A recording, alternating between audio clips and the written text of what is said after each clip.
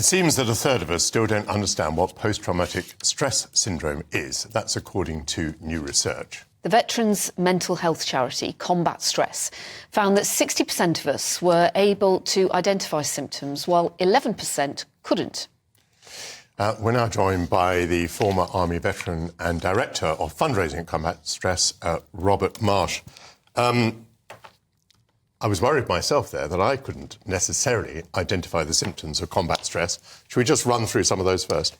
For sure. Well, most people were able to identify panic attacks, but things like anxiety, not being able to sleep, constantly or trying to avoid the trauma that caused PTSD. The other thing is that veterans also talk about hypervigilance, so that's sort of operating your whole life in a very soldierly manner. So that would mean walking down the street, looking at rooftops for snipers, looking for tripwires, and when you go into a building, working out where the exits are and trying to keep your back to a wall, those sorts of things. And that hypervigilance must be not only exhausting, but pretty frightening too. Yeah, and how many veterans do we understand suffer from PTSD? Yeah, that's a really, really good question. So some of the research... well, actually, being in the armed forces is protective to your mental health. That's one thing. Right. And we should bear in mind that for most people, serving in the armed forces is a very positive experience. And then leaving, you have a perfectly reasonable and productive civilian life. But there is a small but significant minority that still need help from people like Combat Stress. But about 7% have PTSD who leave the armed forces. But those that have served in a combat role, it jumps to about 17%. 17%.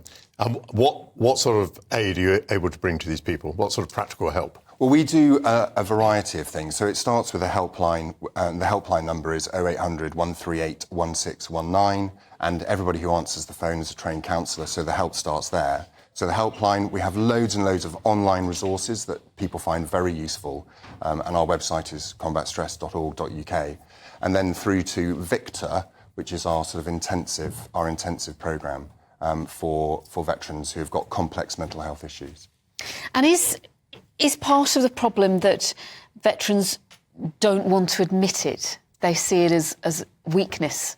I think there are a number of things. So one is that men, and 97% of the people we look after are men, so predominantly men.